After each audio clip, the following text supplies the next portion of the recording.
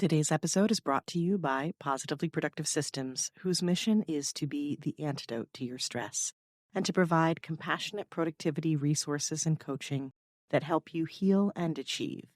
Be sure to check out both free and paid resources at positivelyproductive.com/resources. When I work with people who are really focused on impact and they want to essentially take themselves out of the equation, they want to say, I want to create a synthetic version of what I do with people when I'm working in a group, when I'm in the room, when I'm one-on-one, when I'm talking to them, and I want to clone it and get it out, and then I want to leave and I want to go lay in a hammock. And yet they're still focused on impact. To me, those two things don't always go together. And so I think that the cult of scaling needs to be questioned. I think that scaling everything is not always the solution. So as you're looking at your own business model, and thinking, oh, I'm not legitimate or I'm not growing my business enough if I don't find a way to serve millions of people at once, I would allow yourself to not let that be the truth with a capital T.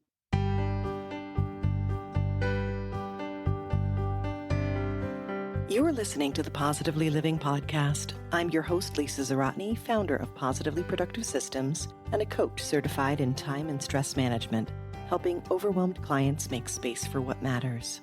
Join me each episode as we explore ways to live a more proactive, productive life with topics and guests that speak to simplifying self-awareness, systems, and so much more. I understand overwhelm personally as a fellow multi-passionate entrepreneur, wife and mom to kids and cats, and former caregiver. I'm here to help you choose what's right for you so you can do less, live more, and breathe easier. Sound good? Let's get to it. Welcome to the Positively Living Podcast. I'm your host, Lisa, and today's episode is a new angle on a repeat topic, marketing, that focuses on entrepreneur impact. In past episodes, we've touched on marketing and branding authentically and ethically, giving our customers and clients the agency to make the best choices for them. Today, we're looking at how marketing affects our lives as entrepreneurs and as a society. I'm excited to have Rachael Kay Albers join me today, as I've been a follower of hers for a while. She is hysterical, and I strongly encourage you to check out her Instagram and her podcast. Rachael's a creative director and brand strategist for businesses that burn the rule book. When she's not helping mission-driven leaders set fire to the box instead of thinking inside it, Rachael writes and rants about the intersections of branding, pop culture, tech, and identity. She also hosts the podcast Marketing Muckraking, where she examines what brand culture is doing to us. Our conversation today is the sweet spot in the Venn diagram of what Rachael and I are all about. You'll come away from this episode with an understanding of how brand culture developed and how our attempts to apply company-level marketing principles to our personal brands is leading us straight to burnout. If you're curious about the other marketing episodes I mentioned, check the show notes and search for topics like ethical copy, ethical marketing, and authenticity. You'll also want to catch a recent episode with Carly Cunningham where we explored the distinction between ourselves and our business brands. Her point of separating them can be seen in a new light with today's cautionary tale.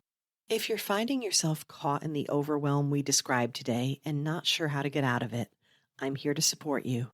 I encourage you to book a free discovery call with me.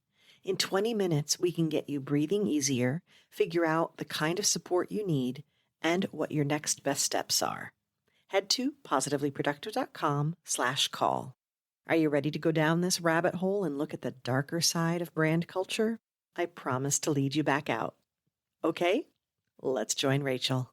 Welcome to the Positively Living Podcast, Rachael Kay Albers. I'm so delighted to have you here, and I'd love it if you'd share a bit about who you are, who you help, and what makes you light up. Oh, who am I? Who aren't I, Lisa? I mean, that's the better. Because I like to go outside of the niche. I think outside. I don't just think outside the box. I set fire to the box, explode the box, just put it on the back of a rocket, send it into space. Well, I am a brand strategist gone wild. I'm a marketing muckraker. I help businesses that burn the rule book to reinvent themselves. I help, revolutionaries, renegades, radical business owners create brands that set fire to the box, right? And I'm also a marketing muckraker. So I'm looking at so many marketers are focused on what can branding do for us? How can it help us build our bottom line? All the things. I'm also very interested in the question, what is marketing? What is brand culture doing to us? Yeah. So that's, my day job, my night job, my in the middle of the night job, sometimes up awake thinking about the things. And what lights me up? I mean, that's what lights me up. I'm very interested in how our culture arrived at this moment. It's very personally fascinating to me. It directly affects me, not just as a business owner and not in just how I serve my clients, but I think marketing really influences culture. So I'm fascinated by how we live has evolved and the role marketing and branding has played in that evolution. So that's the cliffs. That is a fine, fine nutshell, I must say. And of course, I need to say this out loud and fangirling because I am such a fan of what you put out there on the socials, just calling it out because I think so many of us that are all here gathered today are like, I don't like what's going on. I feel like something's off. But normally we're hearing all this, but keep doing this and focus on this and you have to do X, Y, and Z. And we're all like, I don't think so. And you're just calling it out. I love that you set fire to the box. I love it. We don't need the We box. all have a role to play. We all have a role to play. Some of us are fire starters, some of us are bridge builders, some of us are visionaries and reformers. I'm starting the fires, and that's Hmm. kind of my strength. I'm a bridge builder to help people carry the torches back and forth. That's it. That's it. I created this quiz, the Changemaker quiz, Mhm. to help people kind of identify where their role is in making change. Yeah. Because, a lot of people come to me and they're like, they either are critical of kind of my torch wielding approach, right? Like, oh, why can't you just be focused on the solution more than the problem? Or they say, I'm not that. Like, I'm not comfortable burning stuff down. I'm not comfortable calling stuff out. That's not my strength zone. So, and honestly, I'll be real. I had some judgment myself where I would look at other people. I'm like, why are you so positive, Lisa? Lisa, where does the positivity come from? Light a match for the love of God. And then I had to embrace the fact that we need reformers. We need people working within the existing system and making it better. But we also need the fire starters who are saying, listen, some of this stuff, no matter how well you reform it, is never going to fully work. Right. Here's what we need to ultimately burn down. And then we need bridge builders, right? We need the people who are helping to walk with us as we move towards this better world, to take us from this place that we're in towards the future, make that bearable, comfortable, and so we need all types. 100%. And that's why I said I'm the bridge builder, but I'll be like, come on over, but bring your torches. Absolutely. You have to know what works for you. That's my entire philosophy. That's what lights me up. And so the thing that lights me up, it's a namaste moment, acknowledges the torch lighting in you. And with that, I love that you're not just allowing marketing to be and saying this is how we make the most of it, but asking, wait a minute, how is it affecting us? And that is a different conversation that I wanted to have. We've had some great conversations about bro marketing and ethical marketing and allowing our clients and customers to have agency. And this is so important, but we also have to reflect on what it's doing to us as entrepreneurs. Yes, and as people and as consumers and as folks who are living within capitalism, living within consumer culture, because, some people will say, well, actually, a lot of people stay with me even if they leave marketing. Like I get emails back when I send my emails out and they'll say, I'm not even running a business anymore and I still follow you. I still read because I think this applies. And I agree. It's like understanding what marketing is doing to us is valuable, yes, both from the business perspective, but also because we're all living in a world influenced and shaped by marketing. Like, okay, this is the moment we're in. For example, is that now this year, the White House has multiple times brought in TikTokers, like leading news and political commentary TikTok people, brought them in for exclusive press briefings. The White House brought them in February and March for what was happening in Ukraine and has done it a couple of times since then. So what that means is, even if you're not on social media, even if you're not like on TikTok, the way that social media is evolving, the way that marketing is evolving, the creator economy is evolving is affecting you whether you're there or not. How we consume and receive news, how news is getting out into the world, who's getting access to like secure information from our governments is shifting. Right. And so we can look away, but it's not just like, oh, marketing operates over there. The creator economy operates over there. I'm in my own world. So I find it very fascinating and scary and terrifying because, TikTok, there's no standards of journalistic integrity, or they're just doing their thing, which is cool. Also, that opens up a new way of parsing and interpreting information, but it also scares me. We've seen this for years, right? Where you have a piece of information completely taken out of context, and it can be as simple as a basic meme on the Facebook, right? And that somebody found on the Google and they popped it there and then shared it and shared it. And it's like the world's worst version of the telephone game, sharing it and sharing it and sharing it and perpetuating it. So it's interesting, and you're right, and a little scary to think about what it is. So this is where we are redefining things, where we're understanding it's a bit meta, it's all of the things, but let's back it up just a little bit to talk about this concept of brand culture, right? Okay, you've given us a little teaser so far, but what is brand culture and that branding and what we need to know about it? But we'll start with defining. So what's really interesting is looking at how brands have evolved over the last couple of hundred years, because branding itself, as we know it today, you could make a case for the idea that brands existed going all the way back through human civilization in Mesopotamia, potters, and ancient Asia. People who made pots would like sketch their kind of unique symbol for their name on the bottom of the pot. And so you could make an argument for like that was a brand too. But corporate brands that we know within kind of modern capitalism and consumer culture really started towards the end of the 1800s. So, it's barely like 150 years old that we've been in this place. The brand began coming out of the Industrial Revolution. You had all of these factories now coming up that were mass producing thousands, millions of goods at a time. Before that, people bought from makers that they knew by name, or they would go to the general store and, ask for some oats. And the guy at the general store would scoop the oats out of an unmarked barrel. There was no labels on it. And you were trusting either the maker that you knew, who was making the thing that you needed for you, the farmer, the butcher, the baker, the candlestick maker, or the person at the general merchant who was curating items from different distributors and wholesalers and giving them to you with no brand name. Well, once we moved into a time where we could make all of these goods at once, in order for that to be profitable, they had to be sold to a lot of people at once as well.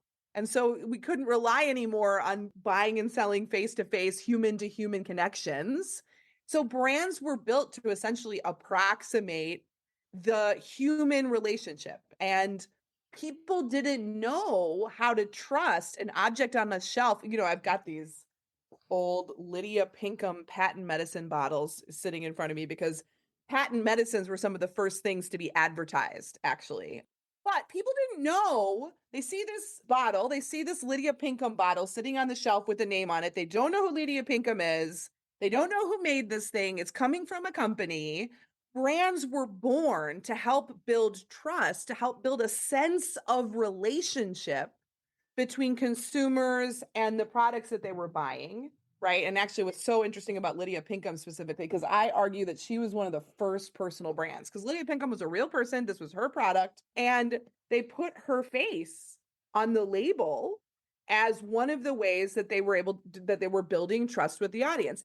That's how brands began, right? This sense of we need to make people feel that they're having an interaction, they're transacting with an actual person. We need to have them have emotional connections and ties because that's how people feel comfortable making decisions, making buying decisions. As brands evolved over time, they had access to all of these different ways of being able to tailor and personalize that to the audience. We go through radio into television and then cable TV and now the internet, and suddenly something that was once mass advertised to many people at once could be tailored to them. And what brands discovered was not only did they need to create their own kind of cultural worlds, but insert themselves in cultural moments and cultural shifts that were happening. Like in the 90s, for example, you saw a lot of brands like Dove, for example, hopping onto conversations around representation, conversations around body positivity, and saying, okay, we're going to go to the mountain in the sense of we're going to now shape our messaging around what people are talking about.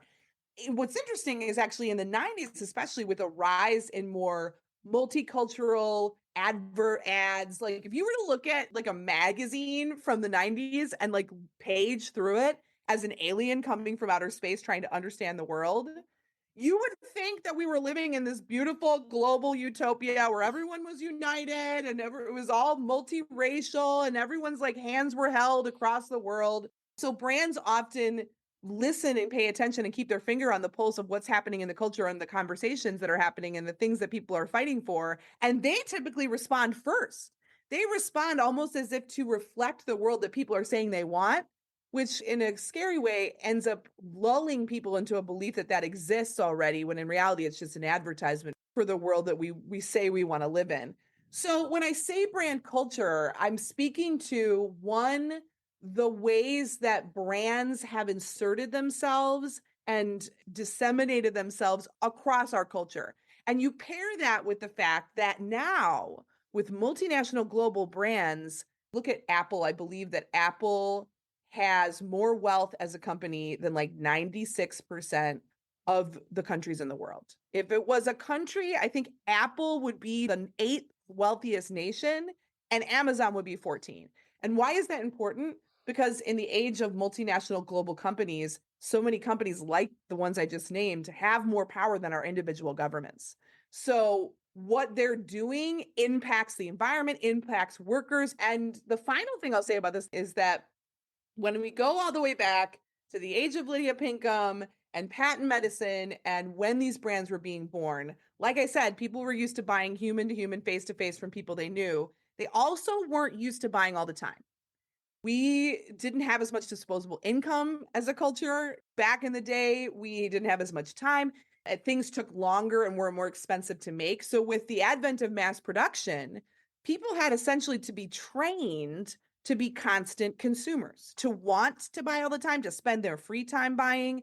And so, we have been very well trained in the last century to kind of order our lives around what we're buying next. There's very few public, commercial spaces anymore. So much of how we interact with each other and how we live together, and even just talking about social media are commercial platforms. We're operating in a brand and branded world. Where my brain is going with this, and you can tell me if I've got it right or it makes sense at least, is that, and by the way, side note, you have the most amazing repurpose as a podcast episode, talk about muckraking, and a phrase within this where you're talking about a lot of the different influences out there. And it's one of my favorites with your phrase that all roads lead to Tony Robbins. I'm not trying to disparage per se here, but I am trying to make us think.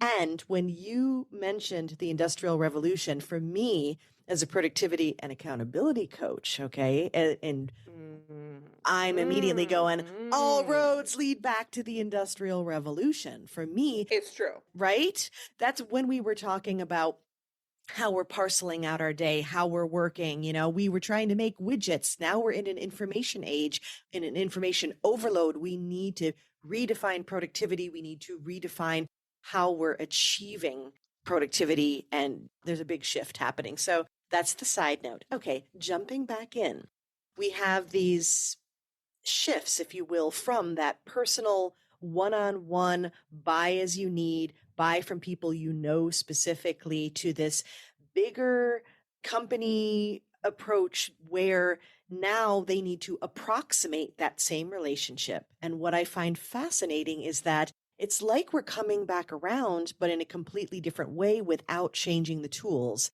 And what I mean by that is now we're coming back to solopreneurs, right? That are Right. connecting one on one with people, but they're using this big mass produced brand concept. Am I with you? We're together. We're hand in hand. Yes, we're together. I mean, okay, so if all roads lead back to the Industrial Revolution, one of the big pieces of this that's so important to focus on is scale. All Mm-hmm. right. So brands had to scale human relationship, the relationship between buyer and seller. And now we've gotten to a time where first of all, the only thing left to commodify is ourselves, right? So now we're going back to the age of we've applied branding. Branding has unveiled into every aspect of our lives to the point that now we are applying brand logic to the self, right? We're turning ourselves, we're in the age of the personal brand, turning ourselves into little CEOs, employers of the self and employees of the self. And what is upsetting about it and terrifying is that, yeah, I think the strength of the personal brand and why they work so well is because people do buy from people. We have biological like mechanisms within us that help us know how to trust another person based on a variety of factors like body and facial expressions and all of these different things that we don't have for a company, right? Like a company has to use actors or influencers to create that human approximation so that we feel a human connection to what is not a human, but it's just a big giant company or a brand, right?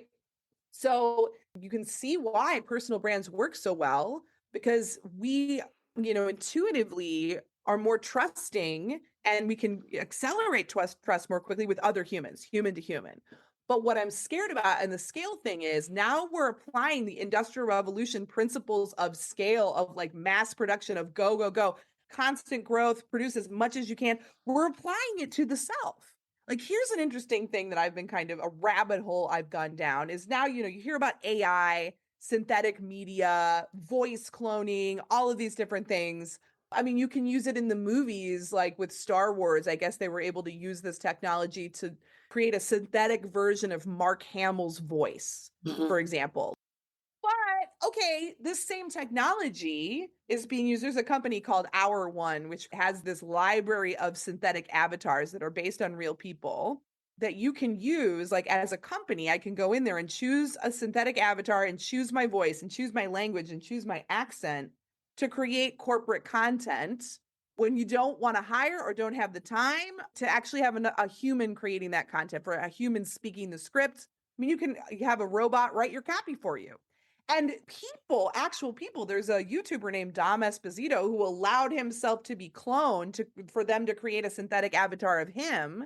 And if I want, I can go into this tool and choose Dom, this actual person, and have him narrate the script for me for my corporate content. And Dom himself says, "Oh, I see myself using this tool in making my own content because it's so time consuming and lighting and all the things." So what Dom is talking about is I don't have enough time to create content at scale to compete in the current marketplace that we have now. I literally see value in scaling my own self and creating a clone of myself so I can create 10 times the amount of content that I would as just me doing it myself. So there's this pressure now to scale every aspect of our very selves and turn a person, have a brand that has a human face but a giant company behind it. We see that as well in terms of scale, but you're creating an illusion of intimacy through the brand with the human face. Tony Robbins is a great example, and you said you're not trying to disparage, but I will. Yeah, that's fine. That's your platform to do so. Anyway, so that's where we're at with it. It was all about scale in the beginning, and now it's about scale now, but now we're applying that scale to our very human selves. Right. And we don't have the capacity. We don't have the capacity. And this is the kind of thing that leads to burnout. All roads came from the Industrial Revolution, and all roads are leading to burnout if we do not stop. And thank you. That is my soapbox, and I'm loving it up here with you. Yes, I mean, speaking of burning, I mean, I'm burning stuff down because I had my own Right. burnout breakdown, branded like breakthrough experience where I myself was applying these principles of scale to the self, trying to mass produce, turning myself into a machine. And one day something broke, right? Smoke started coming out. And then I wanted to know, how the heck did we get here? Not just me, but like, how did I have this moment? But how did we get here as a culture, which is why I've been going back, through history, trying to understand how this evolved. Exactly. Thank you for that. Thank you for giving us this perspective, for helping us understand how we got here. And as you know, because you're the burner and I'm the bridger here, with that in mind, so we have this scale that we've now placed, the scaling, I guess, intent that we're trying to place on ourselves. We don't have the capacity. We're having this issue. Roads are leading to burnout. You experience this yourself. What's next after that? I mean, sometimes it's burn it all down. Sometimes you can't burn it all down. Sometimes it's taking a step back. At the very least, it's listen to this conversation, reflect on it, and start to have that awareness. But what would you say if we're like, oh my gosh, I'm totally doing this? And if you are, hi, you're in good company, right? We're all doing this. What do we do next, Rachael? What do we do next, Lisa? I think it's more like what I said at the beginning. What don't we do? And I would say, okay, here's what we don't do. I see, somebody that works in branding and runs a branding company, worked with a lot of, at least half of the businesses that I've worked with are personal brand businesses. Like either somebody who founded a company and built out a career and built out a huge business and then is transitioning into, I have a lot of expertise. I have a lot of thoughts. Now I want to share these with the world as an author, as a speaker, I've worked with a lot of coaches, consultants, people who are essentially selling their time and expertise, right? And what I would say with that is like the big trend, like the big thing, it feels like it's positioned to us as the holy grail is that, if you pivot into this type of an offering of doing consulting, of doing speaking, of whatever it might be, the goal is to scale it, right? You start off, you work one-on-one with clients, maybe you have like a group experience, something like that. And then the next step is, all right, now I'm going to take this one-on-one offering and I'm going to scale it one to many. And there is tremendous value in doing that. Like, for example, a book is a scaled experience in that sense, right? You're taking your expertise, your observations, your thoughts, and you're making them available to the whole world theoretically at once, right? Like billions of people could benefit from your wisdom and your point of view. And that, in my opinion, is an appropriate way to scale human thought. But what I see more often than not is folks who are like, I'm going to take my special sauce, my special one-on-one experience, and I'm going to turn it into this like out of the box solution that I'm going to sell to thousands. I'm going to put a massive price tag on it.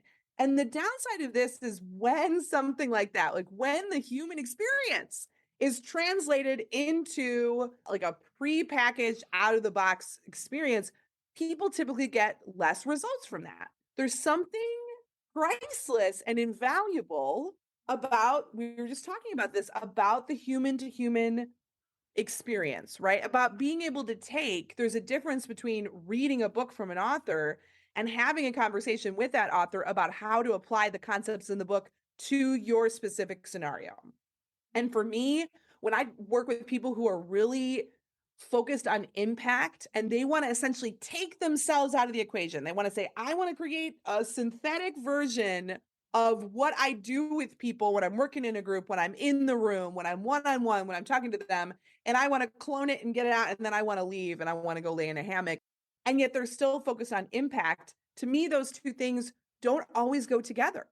And so I think that the cult of scaling needs to be questioned. I think that scaling everything is not always the solution. So as you're looking at your own business model, and thinking, oh, I'm not legitimate or I'm not growing my business enough if I don't find a way to serve millions of people at once, I would allow yourself to not let that be the truth with a capital T. Yeah, that makes so much sense. It's not just permission. I wish we didn't have to give permission, but sometimes you just gotta. So consider this your permission slip to let go. I like the cult of scaling. Yes. So this falls right in line with so many of those shoulds, right? That we hear from the business marketing experts who are saying this is what you must do.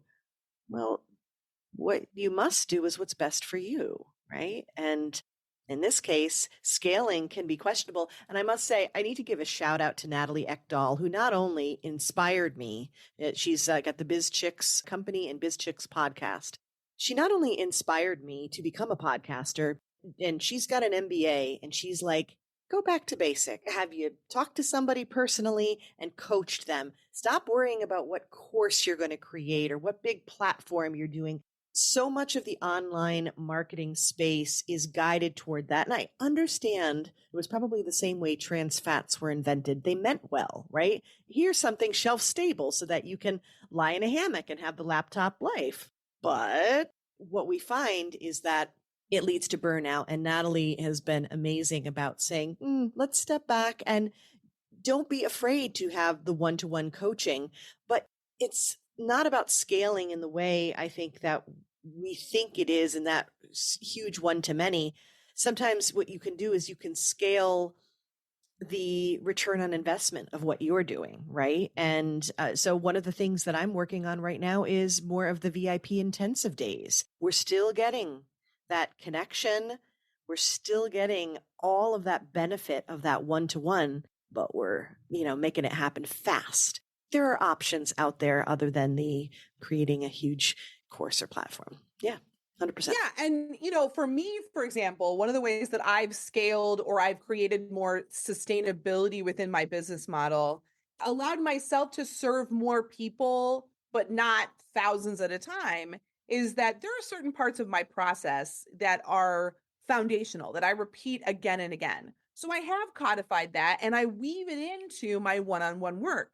So before I get on strategy calls, people are kind of going through my foundations, and I've got interactive questionnaires and things like that they go through that I get ahead of our calls that I can then work through more quickly than us doing that like intensively over months and months through the calls.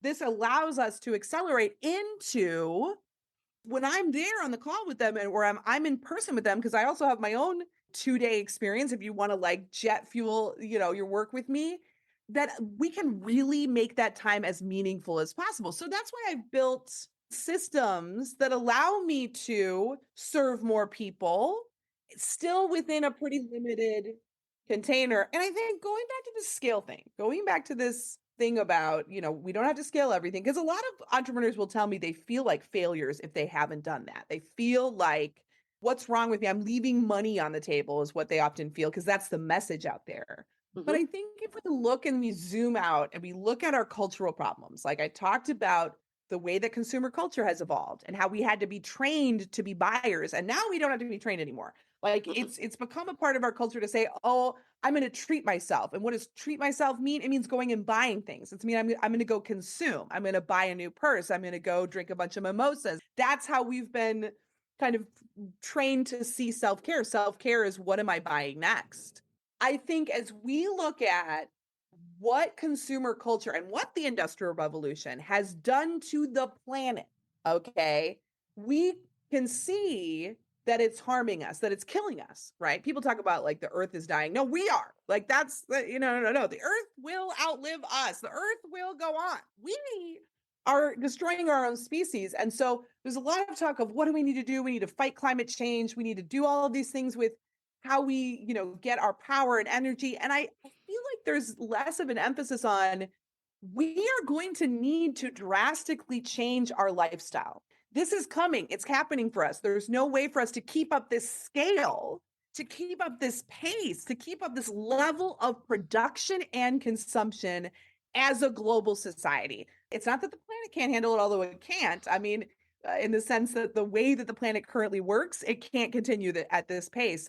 So I feel like what I see with a lot of personal brands and the solopreneurs and the entrepreneurs is we are now applying the principles of mass production, the principles of corporate branding to ourselves. We're turning ourselves into factories of the South. We're replicating the harms of corporate culture in our own homes or in our, we recreate the cubicle experience for ourselves. We become CEOs of the South where we don't, and we're abusing our own worker rights, but we're abusing ourselves instead of, a factory. Yet we're told that this is freedom. And I think that if we are to move towards a better world, right? Building that bridge towards the better world, we're going to have to start rethinking the pace and the style of our lives. And so I think part of that radical shift that we can make towards embodying the world we want to live in is embracing that it's not going to go this fast. We are forced to cram as much as we can into all the hours that we have in our days because the system we live in depends on constant scale and constant growth. But if we're going to fix some of these problems, I think it means a drastic, radical shift in how we live. And I think ultimately it all goes back to scale. And we need to scale back, right? I love that. Okay. Yeah, there's so many good nuggets in here. The factories of self, this idea of lifestyle and scaling back. There is a word, though, that I'm going to bring out to help us wrap this up because there's a lot here. But really, in a nutshell, the one that I love that you brought up is the word sustainable. And I think that's our next step is to think about how to scale back and how to move forward in ways that are sustainable, not just for the world, but for us. Yeah. Okay. I love that. All right. I feel like that's an amazing place for us to wrap this up. Are you ready to continue with a little bonus fun? This has been amazing, but a little bonus fun with a rapid wrap up? Yeah. Just filling in the blanks for me, please. A song that lifts my spirits, makes me dance. Yell Fire by Michael Franti and Spearhead. All day, every day. Love it. It's going on the Spotify Positively Living podcast playlist, volume 3, most likely. All right. Now, how about a quote or a mantra that inspires me that I love to share? I think we should rebrand too much to so much. Instead of saying she's too much, say she's so much. That's a little bit more appropriate, I think, for your show. Yes. I'm loving that. Okay. Now, how about a resource? It could be a book or app that has made my life better and it can have nothing to do with what we talked about today. You know what? A tool that I absolutely love that is so fun. I think businesses can use it. People can already are using it and having fun with it is Giphy. That's where I make my own GIFs. If you search RKA on Giphy or wherever you find your GIFs, you will find over 1,000 of my face, which could be a good or a bad thing, depending on how you feel about it. But I love Giphy. I love making GIFs. And when I'm talking to a friend and they say something funny, I'll be like, oh, that could be a meme. I'll just go into Giphy real quick and I'll find a video of them and I'll turn them into a GIF and send it back to them. That is a fun party trick. You can do it in 2 minutes. I love that you mentioned this. First of all, congratulations in well over 127 episodes, right? No one has mentioned that. It's GIPHY. I will put the link in the show notes. And for funsies, you go to my Instagram account, positively_Lisa, and of course, hang out because I'm following Rachael on Insta so we can play together. And you scroll back in my posts and you will find one that I posted that's of Rachael's before I knew her and before I became a mad follower and fangirling. I used one of your gifts. So I love it. Okay. And last, but definitely not least, and this is such an easy one. It can come from anywhere. What are you grateful for today? I'm grateful for my daughter. I have a 4-year-old daughter. And so I'm so grateful. She's my rainbow sunshine girl. I love that. And we know what rainbows mean to you. So, okay. And I am grateful for you. I'm grateful that we connected and that you came on here to share your wisdom. And I want to thank you, Rachael, for shining your light, your rainbow light, so bright in this world and for sharing it with us today.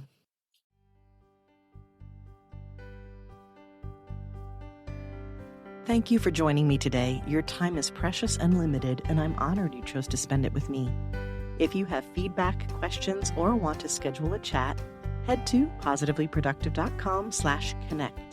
And if you are looking for any of the resources referenced on the podcast, from books to products to training and more, go to positivelyproductive.com/resources.